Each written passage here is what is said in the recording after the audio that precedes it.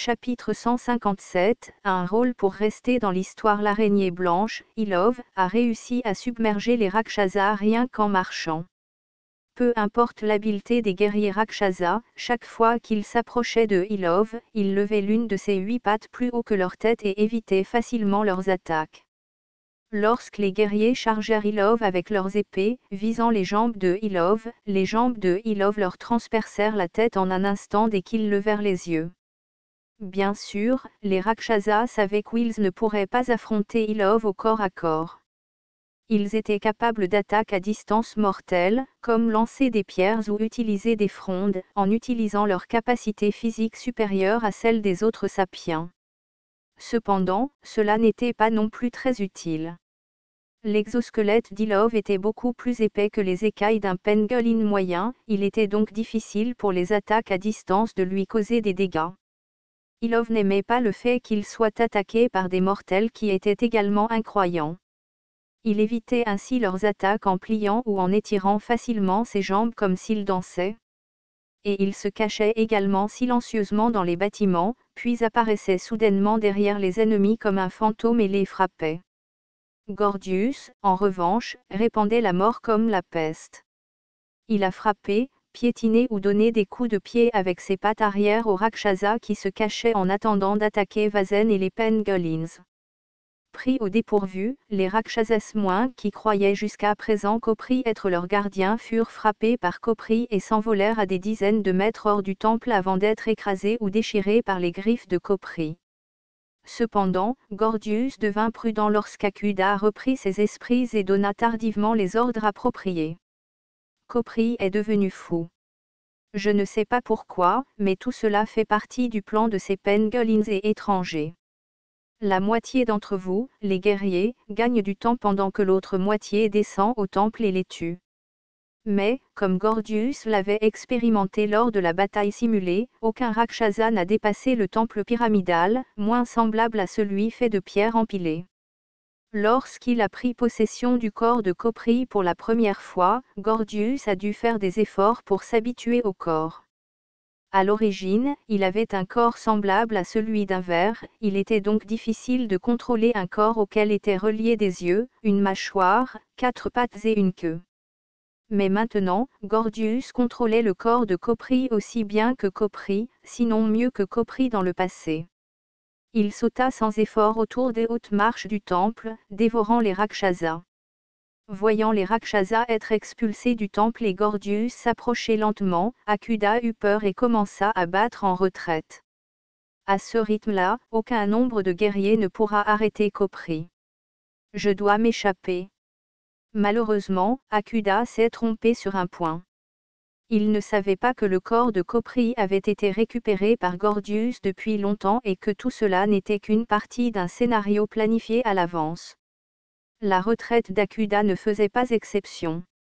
Vasen les Khorasan, Margot et les pangolins abattirent les Rakshasas qui les chargeaient sur la plateforme avec leurs épées. Bien qu'il y ait une différence de taille, les Rakshasas n'étaient armés que de simples massues, tandis que Vasen et les pangolins étaient armés de dagues et de faucilles petites mais tranchantes. Et ce n'était pas tout. Profitant de la défense affaiblie des guerriers Rakshasas, les pangolins poursuivirent leurs attaques contre la ville. Claquez, claquez, claquez. Le staccato rapide des coups de feu tirés en même temps était désormais un cauchemar pour les Rakshasas. Les troupes d'élite dirigées par Théoene Itimo ont franchi les portes principales de la ville de Seoul et ont remis les armes à Vasen et aux pangolins, qui tenaient bon jusqu'à présent. Merci, capitaine. N'en parlez pas. Il semble que le temple soit situé sur un terrain élevé, ce qui est avantageux pour notre défense. Théoene se retourna. Eh bien, il semble que les pangolins vont bientôt prendre le contrôle de la ville. Gardons cela à l'esprit, chef d'équipe.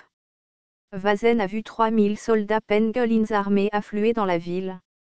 Même si seulement une partie d'entre eux était armée de fusils à mèche, les quelques défenseurs restants de Rakshasa étaient déjà dans un état de panique. Vasen sourit alors et conduisit Margot et les élites pangolins au sommet du temple. La cible de Vasen était le gouverneur Akuda. Plus précisément, il visait à aider les pangolins à capturer eux-mêmes Akuda. Si les pangolins pouvaient faire cela, ce serait un événement symbolique qui garantirait que les Rakshasas ne mépriseraient plus jamais les pangolins. Mais, ce Rakshasa nommé Akuda semble être encore plus un chat effrayé que je ne le pensais. Alors que Vazen et les pangolins couraient vers le côté opposé du temple, ils virent qu'Akuda s'était déjà précipité hors du temple. Pour Vazen, il semblait difficile pour les pangolins aux pattes courtes de rattraper Akuda. Heureusement, Ilov et Gordius se battaient du mieux qu'ils pouvaient, donc aucun guerrier Rakshasa ne bloquait le chemin entre les pangolins et Akuda. Cependant, si Akuda parvenait à monter sur un rhinocéros, que les Rakshasas utilisaient comme moyen de transport, il pourrait perdre Akuda. Ce serait la pire situation. Même moi, je ne serais pas en mesure de rattraper Akuda à cette distance si je devais courir maintenant. Si les pangolins ne peuvent pas capturer Akuda, il serait peut-être préférable de demander de l'aide à Ilov. Dès que Vazen pensa cela, Margot repéra tardivement et pointa Akuda du doigt. « Oh, voilà Akuda !» cria Margot. « Roulez !» Vazen fut témoin d'un spectacle extraordinaire. Les pangolins coururent vers les escaliers comme s'ils n'avaient pas de temps à perdre et se recroquevillèrent en boule. Ensuite, ils ont utilisé leurs mèches comme essieuses et ont dévalé les escaliers. Quoi ? Lorsque Vazen a rencontré les pangolins pour la première fois, il avait pensé que leur capacité à se recroqueviller ainsi ne pouvait être utilisée que pour s'échapper. Il s'est avéré qu'il y avait une autre utilisation. Margot fut la première à atteindre le bas de la colline, mais plutôt que de s'arrêter, Margot continua de rouler. L'élan gagné grâce à la pente a permis aux pangolins de dépasser la vitesse de course de toute autre espèce. Akuda. L'ennemi des pangolins. Margot a déballé son emballage et s'est immédiatement mise en position de tir. Grâce à l'évolution remarquable de leurs organes semi-circulaires de forme moins permettant de faire rouler leur corps, le pistolet de Margot est resté parfaitement stable. En entendant leur nom crié par derrière, Akuda se retourna avec surprise. C'est la vengeance de Katuru. L'arme de Margot a tiré. Astérisque astérisque astérisque, la bataille a été gagnée. Les pangolins s'étaient emparés d'une ville des Rakshasas, plusieurs fois plus grande que la leur. Et Vazen a dit aux pangolins de chasser les civils et de capturer les guerriers comme prisonniers. Lorsque certains pangolins protestèrent qu'il était cruel de laisser les Rakshasas sans rien et insistèrent pour partager de la nourriture et de l'eau avec eux, et que détenir les guerriers Rakshasas comme prisonniers était inutile, Vazen soupira. C'était un soulagement qu'il soit aux commandes. Vazen expliqua qu'il y avait beaucoup de choses à manger dans la jungle et que le village des Rakshasas le plus proche n'était qu'à 2 jours de route, ce qui posait un problème. Il a également expliqué que les guerriers Rakshasas qu'il avait capturés pourraient ensuite être échangés contre des pangolins capturés dans d'autres régions. Margot était déjà devenue une héroïne parmi les pangolins. Jusqu'à présent, les pangolins étaient une société tribale, mais ils envisagent désormais de fonder un royaume comme les Rakshasas. Dans ce cas, Margot avait plus de chances de devenir roi grâce à ce rôle incroyable qui resterait dans l'histoire. Vazen était le deuxième candidat le plus probable pour devenir roi, suivi de Wae-Sa parce que les pangolins aimaient la taille et la force de Wae-Sa. Vazen, bien sûr, a refusé, mais Tone a dû donner une explication assez longue à Wae-Sa sur les raisons pour lesquelles il n'était pas juste qu'un ogre devienne le roi des pangolins. Après que la ville ait été quelque peu restaurée et que plusieurs nuits de fête se soient écoulées, Vazen et Margot rassemblaient les informations obtenues en interrogeant les prisonniers de Rakshasa. « Margot, tu es au courant ?» a demandé Vazen Lake-Corazon. Margot a répondu. « Oh, j'avais entendu quelque chose comme ça, mais je n'aurais jamais pensé que ce serait réellement vrai. » Vazen fronça brièvement les sourcils puis accepta. Ouais, même si c'était moi, si quelqu'un me disait « le château marche », je penserais probablement aussi que c'est juste une métaphore plutôt que de le prendre au pied de la lettre. Par château, Vazen faisait référence au château ambulant d'Ashurada, le souverain des Rakshasas, également connu sous le nom de Grand Ashurada. Les informations acquises étaient simultanément partagées avec les joueurs. Astérisque astérisque astérisque Linda applaudit et dit. Waouh, le château ambulant. Alors avons-nous deux des 10 ruines antiques? Krampus a répondu. Non, ce n'est pas encore le nôtre. 5 Woun réfléchit aux 10 ruines antiques. Dans le monde perdu, il y avait de nombreuses ruines antiques, et elles n'appartenaient pas à des caractéristiques géographiques fixes telles que des continents, des chaînes de montagnes ou des rivières. Les emplacements des ruines antiques changeaient constamment, il était donc difficile de déterminer exactement où se trouveraient les ruines antiques cette fois-ci. Point de plus, il y avait de fortes chances que ces ruines antiques contiennent divers biens, objets ou compétences de valeur qui pourraient aider les joueurs. Et parmi eux se trouvaient 10 ruines antiques bien moins connues des joueurs. 4 tours, 3 châteaux, 2 murs et un chemin. De l'avis de 5 Woun, ces 10 ruines antiques n'étaient pas toutes utiles, et il y avait d'autres ruines qui avaient de la valeur.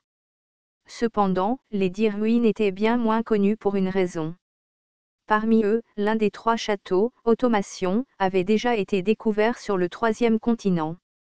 Même si elle n'a été que quelque peu utile jusqu'à présent, la valeur de l'automatisation augmentera naturellement à mesure que la technologie et les niveaux de magie s'amélioreront. C'est donc une ruine ancienne décente. D'autres ruines antiques existaient probablement autour d'Automation. Normalement, le 3e continent avait le plus de chances d'engendrer des ruines antiques, il était donc probable que la tour engloutie ou le dernier voyage puissent être trouvés dans les régions inexplorées du continent, comme la zone au-dessus de la péninsule, les chaînes de montagnes orientales, ou les différents terrains accidentés à travers le continent. Même si les emplacements étaient aléatoires, certains attributs spécifiques à chaque ruine antique permettaient de faire une supposition éclairée. Et il y a aussi le mur massif qui apparaît toujours sur le 2e continent. Parmi ces 10 ruines antiques, trouver le château mouvant avant les autres joueurs était une question de chance. Contrairement à certaines ruines antiques qui étaient forcément difficiles à utiliser même si elles étaient découvertes, le château mobile était immédiatement utile dès sa découverte. Parce que les promenades des châteaux ambulants, c'était au sens littéral du terme. Le château mobile avait de grands murs, et à l'intérieur de ces murs se trouvait un grand jardin et un château en ruine. De plus, plusieurs ponts métalliques massifs en partaient. Le château avait une salle de contrôle et il pouvait se déplacer dans n'importe quelle direction souhaitée par son contrôleur. Il peut être utilisé pour le déploiement de troupes à plus petite échelle, comme capitale temporaire et même comme arme de guerre si nécessaire. Elle n'était pas considérée comme la meilleure ruine antique, car elle avait ses limites en matière de déplacement et elle pouvait être détruite par des créations de créatures. Néanmoins, cela pourrait constituer un avantage dans diverses situations. Ensuite, Zhang Wan entra dans la première salle de conférence. Je ne sais pas si c'est une bonne ou une mauvaise nouvelle. Qu'est-ce que c'est? J'ai utilisé ma création de créature et j'ai compris ce qu'est le grand Ashurada. Zhang Wan a demandé. Comment une nouvelle peut-elle être à la fois bonne et mauvaise? Dites-moi. Qu'est-ce que c'est? Zhang Wan a répondu. Le grand Ashurada est un dragon. En effet, Zhang Wan s'est rendu compte c'était à la fois une bonne et une mauvaise nouvelle.